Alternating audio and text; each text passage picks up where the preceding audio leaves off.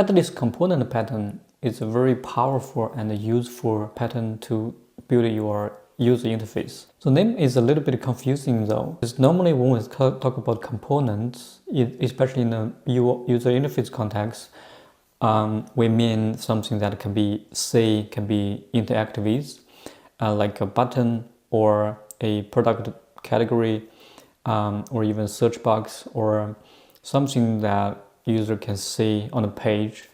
But headless means something that not visible or doesn't have a header or doesn't have a interface. Despite the confusing name, it's a very useful pattern, and it's a good way to decouple your user interactions from the actual view. I know it sounds a little bit weird or strange before you actually see it, but once you understand the fundamental of the idea of splitting the logic and the rendering, you'll find it's very helpful to structure your code and make the UI more flexible, more easy to adopt the changes. So today we are going to talk about this pattern. I have already published a long-form article with a few examples in it on multifolio.com, and I have put a link in the description below already. In this video, demo with a concrete example from scratch, we can compare the before and after of applying the pattern, or in which case we need the pattern in the first place. And then hopefully you can apply that in your day-to-day work as well. All right, let's get started.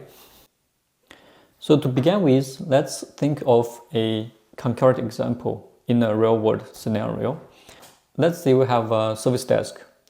That means your customer will raise a ticket. Let's say it's a HR kind of service desk. The employee or candidate can raise a ticket like onboarding or something like that.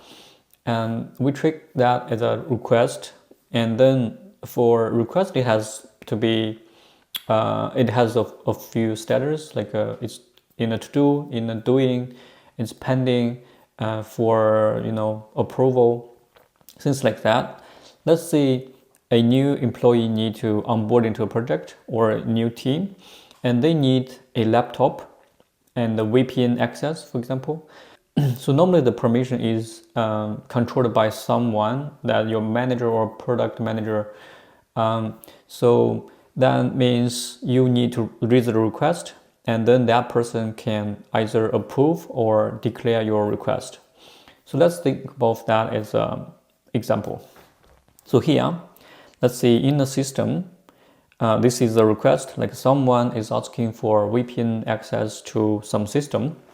And then there's a panel here that says the request requires your approval.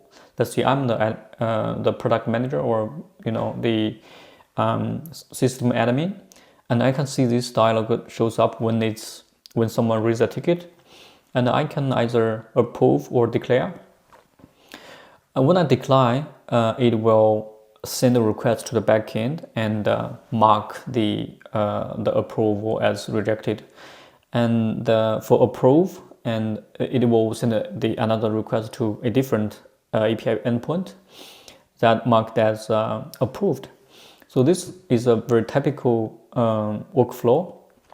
So let's think about that. We have such a UI, and somehow in another system or similar system, maybe it's a client-facing system, it has a similar functionality request, but it has a different UI, which is very common for people.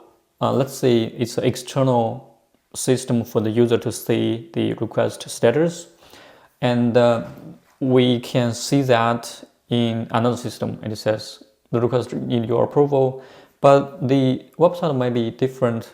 The UI style may be different from the initial one, so it has a different look and feel. So the button is vertical layouted, and also the button color is different than the green and the red one.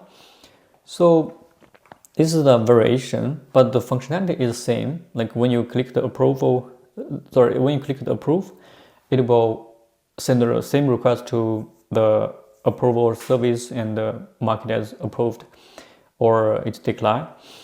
That means the fundamental functionality is exactly the same. It's the same request, but the UI is different. Or we can think of this third usage of the approve and decline. Let's say we have someone like an admin. They can see all the requests floating to the system. Let's say each row here is a request, and they can easily navigate in the table here. It's a very summary, this is the ID of the request, and this is the name or title of the request. They can easily right-click for the context menu, and then they can approve or reject the request. So that's much easier than the previous ones. So if we look at these three components on the UI, they are totally different. One is, the red green ones, the blue gray ones, and also the context menu one. But under the hood, the functionality is the same. That means when we write the code, we probably want to reuse this logic without messing up with the UI. And that's basically what the problem is. And we need to find a way to arrange our design or make it a good design to adopt either of these cases. And let's look into the code first and see what options do we have. So now let's say we have such a component. It has a header and has two buttons, approve and decline. And in the code, we have a component called approval panel. It has two event handler.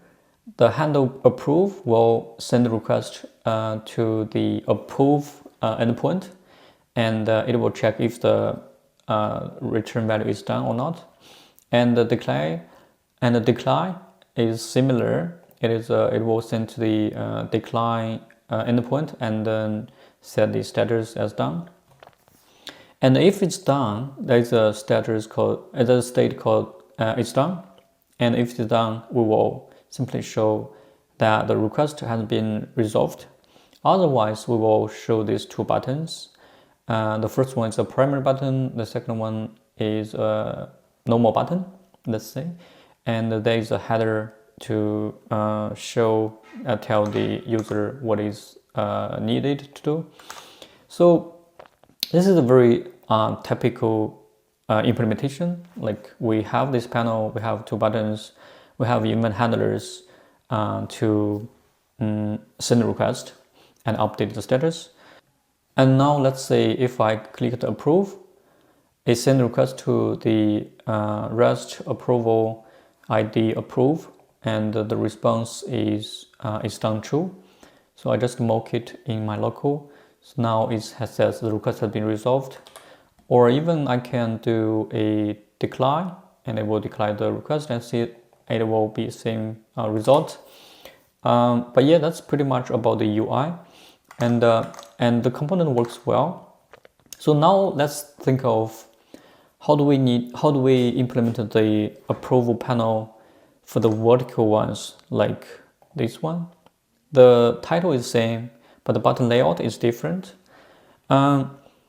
So we could do that very easily by copy paste the vertical approval panel, and the logic here, handle approve, handle decline, are all exactly the same. And if we in a App Store TSX use the vertical approval panel, and then in the UI it will be something like this. So now the functionality is pretty much identical to the other one, but the problem is that it's not one to replace another. Actually, the approval panel will be used in one page, while the vertical approval panel will be used in another page. We need them both to exist, but now we're just duplicating the code, which is not ideal. The first thing we can do is, use the React hooks. That's an easy way to think of. We can probably extract these two method into a separate hook, and even the isDone state can be in that hook as well. So let's do that. We can simply copy these into a new file. Let's call it use approval .ts, and then we just define a function called use approval, and then we put this here, and we return isDone handle declare handle approval, and also we need to pass in the ID, which is a string, right? And then we export it to the outside world, use approval, and the use status from React. Okay, that's pretty much about the use approval. And then we can, in the approval panel, so we can use the state and these two functions from the hook. Now we do that const isDone handle, sorry, let me just do this. It will be easier. Handle approval, handle decline, and I can then get rid of these two. And the ID is passed into the hook. And now I have a pro panel. Let's say if it's working. In here we do approval panel here, and we will need to click the approve. It does exactly the same thing. It's called the service, and also the decline as well.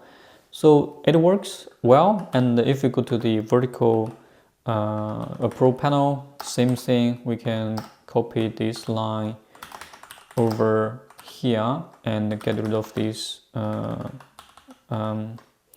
definition. And this is a good way to get rid of the duplication. We have a universal place to manage the approval. You can send request, you can check the status is done, and then in your component you can do your UI, which is good. It's pretty cool. And even we have a context menu, we can use the same thing. So now the use approval here, if you look at that, it's a simple function. It doesn't have any UI. It's a hook. It's a React hook. And that's one way to implement the headless component. So headless component is a pattern. It can be implemented in different ways. The hook definitely is one of the ways. You can see that as a normal hook. Why do we bother to give it another name? Actually, there are many other more complicated use cases, like as I described in this headless component article. So basically, if you think of that a drop-down list, there are many status need to be managed. Like in a drop-down list, there is a trigger component, there is a drop-down list, and each one has each menu item has its own status, like it's selected or highlighted, and the trigger will control if the dropdown is opened or closed. Such status can be extracted and put into a common place. Either it's a hook or other implementation. It manages all the details. It's managed all the status. It's managed all the change, the status. And on the other hand, you can define the concurrent user interface, which is a dummy component that is responsible for only rendering. It doesn't control any status itself. It's just use the status from the hooks. That means you can easily swap from one UI to another. As we just explored, a hook can be used as a one way to implement the headless component pattern. Another common way to implement the pattern is round perps. Round perps in React is a very common pattern that you can pass in a function into as a children into a component, and then from the outside component, you can pass down props down to the children, so they can render whatever they like. Let's have a look at how can we modify the current implementation to use the render props to achieve the same goal. Let's create a new component called approval service. And inside the approval service, we allow the user to pass in whatever the children, and then we will add all the handle approve, handle decline, and is done, and pass it down to the children. So they just accepting these additional fields and to arrange their own UI. So let's have a look at how it works. Approval service, and we are accepting something like ID and the children. We can define a new type here called service props, and we can do that. ID is a string, and the children is that something that accepting the additional, parameters we prepared in the component. Let's see, it's done. Handle approve and handle decline, and the return value of that children is a React node, basically. And also we need to extract a new type here. I don't know, it's called, let's call it approval children props. Maybe it's a better name. Let's do that now. Which is a boolean here. This is a function that doesn't need anything returned, and this one is true. And then we will in the children here, we will let it accept this approval children props, right?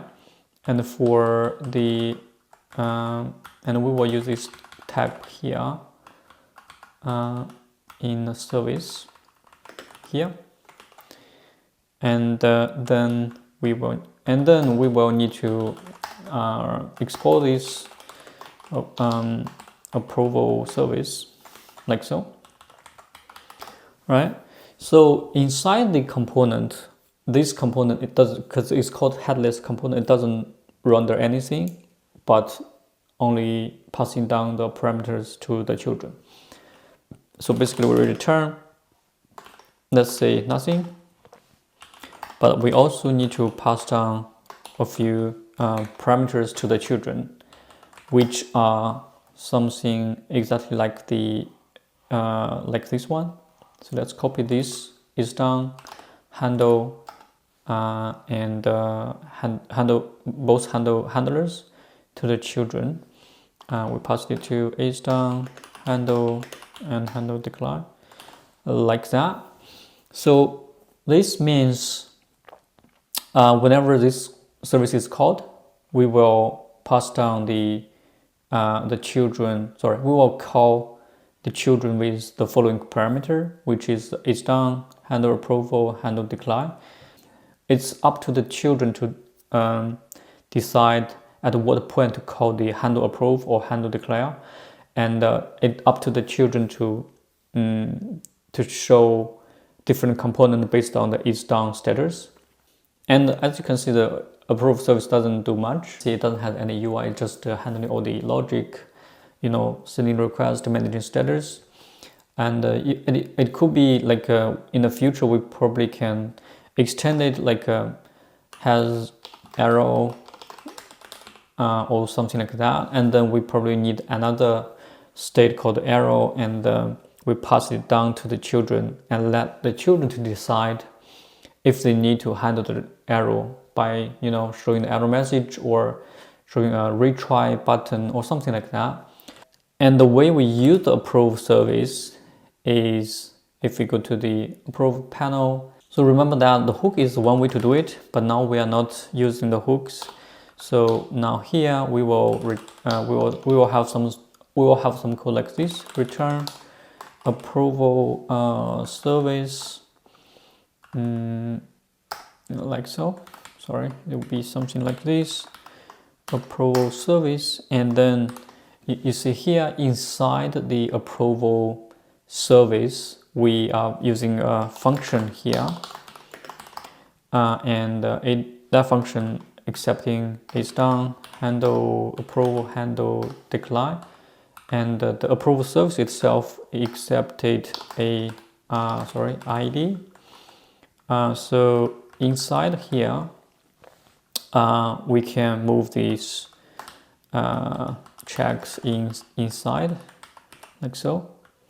And now the approval panel tends to be a wrapper of approval service, and we don't need this probably. So we will need, and then the approval panel is now using the approval service by passing the ID, and inside the approval service, it handled all the status, and then in run the perps, we can check if it's done, we should a message, otherwise we will display the button. So when button is clicked, it will call back to the handle approve, which is defined inside the service here. So it's it's just another way to arrange your code. And the benefit of using this pattern is obviously it's up to the user or the consumer to decide what they want to display on the screen. That means we decouple the logic of rendering and the network requests. And that decoupling means we can have something like const approval or context menu equals to something like this. Let's say have a ID string. Let's say we have a context menu. I don't know, it's a UL, LI stuff, right? Like approve,